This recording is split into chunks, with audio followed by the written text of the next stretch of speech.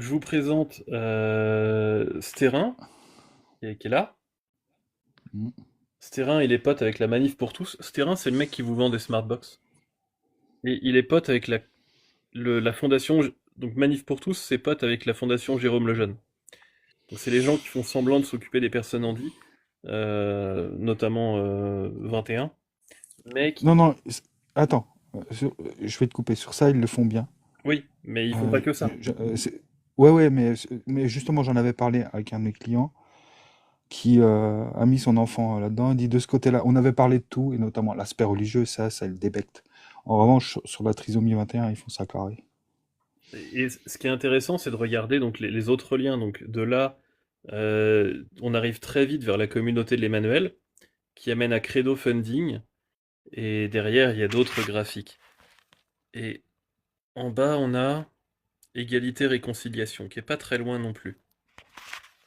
Voilà, donc ça c'est un petit graphe qui montre quelques liens entre un milliardaire et des réseaux chrétiens.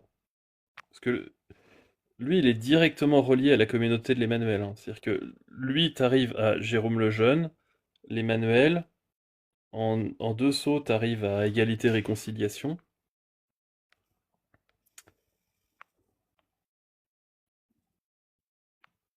Celle-là, elle est intéressante aussi. Donc là, c'est sur les liens qu'il y a dans l'extrême droite complotiste. Complotiste et Théo. Et, et anti-Algérie. Enfin, pro-Algérie française, on va dire. Genre le FN pour l'Algérie française, c'est quand même chaud, quoi.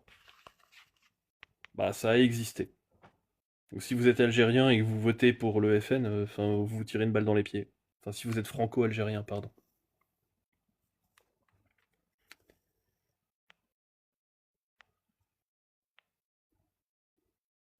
Donc, j'ai des graphiques un peu plus gros. Ça, c'est une extraction d'un graphique qui est illisible.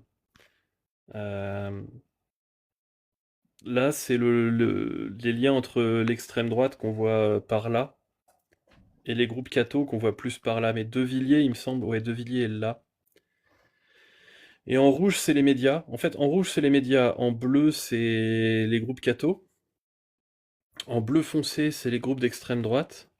En marron, c'est les trucs qui puent vraiment, qu'auraient dû être dissous et où beaucoup de militants ont été condamnés pour des choses, bah, euh, donc voilà. Et la méthodologie, c'est qu'au centre, j'ai un groupe de nœuds où je vais chercher les liens entre toutes les personnes. Et les arêtes, c'est je prends chaque nœud dans les arêtes et j'essaie de les relier par le chemin le plus court à cette destination. Moi, je suis juste monté, bonjour à tous. En fait, j'ai pas fait exprès, c'est le correcteur Bonjour. qui a mis Julien. Moi, je t'ai toujours appelé Julien, donc j'ai pas de problème avec ça, hein. Voilà, c'est juste pour ça que je suis monté. Ouais, ok.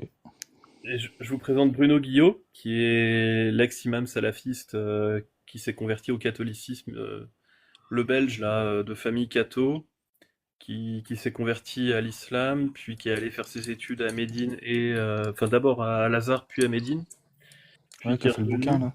Ouais, celui qui a fait le bouquin et qui a été mis en avant par tout le monde. Donc le pourquoi il a été mis en avant, lui. Bah en fait, lui, son livre, il a été édité par Nour al-Alam. Sur, là on le voit pas, c'est trop haut malheureusement. Sur son, sur son LinkedIn, on voit qu'il bosse pour MDN Productions. MDN, ça veut dire Marie de Nazareth. Marie de Nazareth Productions appartient à Marie de Nazareth.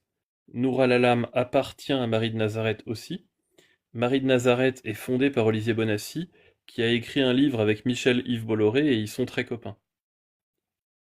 Mais en fait, c'est pour ça que le mec il a été diffusé partout. Ouais, 1000 raisons de croire, c'est ça le bouquin. Mille raisons de croire. Ouais. Donc voilà la petite présentation de ce sur quoi je bosse depuis une semaine. Et cette toile est disponible sur Nulle pakato.vh. part. Ouais, sur le blog. Alors sur le blog, il y a juste cette partie-là, mais j'ai bossé sur un truc beaucoup plus complet.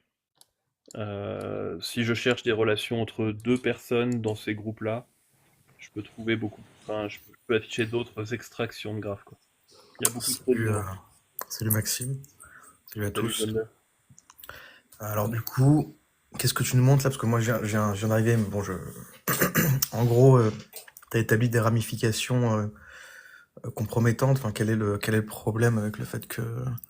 Enfin, tu dis que... Le fait que... Enfin, tu dis que...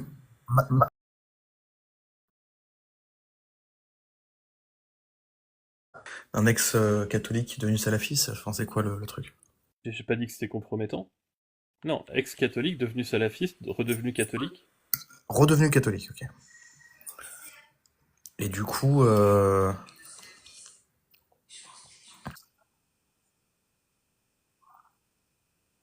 Oui. il est redevenu catholique. Mais du coup, c'est quoi? C'est pour établir en fait des liens financiers entre certaines personnalités influentes et des médias. Enfin, quel est le quel est l'objet en fait de ce document? Enfin, moi, je viens d'arriver, j'essaie de comprendre. Oui, bah oui, c'est pour montrer ce genre de choses, entre autres, quoi. Oui, il y a des liens financiers entre quelques milliardaires, quelques groupes d'évangélisation, quelques groupes de manifestation, quelques groupes terreau, quelques... Voilà. Ok. Donc, c'est par exemple Balzac qui travaille pour Mes raisons de croire n'est pas au courant de.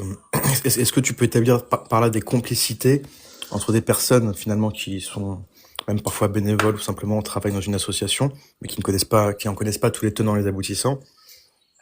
Est-ce que tu vas les blâmer par rapport à ça ou c'est quoi le Bah oui, mais bon, J'ai jamais dit. collaboration, ouais, mais... Criminel, moi. Ces liens sont parfaitement légaux.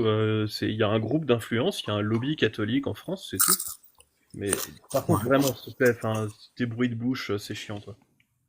Excuse-moi, autant pour moi. Merci. Mais ouais, non, enfin, ce qu'ils font, c'est légal, c'est déclaré, il n'y a pas de problème.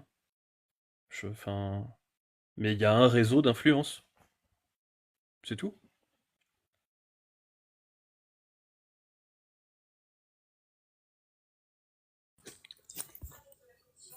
Ok, est-ce que ce réseau d'influence, il est...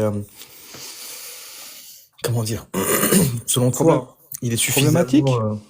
Non, mais il est suffisamment puissant pour, je sais pas, vous enlever des libertés que, en fait, déjà de ce que vous estimez comme étant des libertés, parce qu'après ça, il peut y avoir débat sur certaines choses. Ah non, sérieux.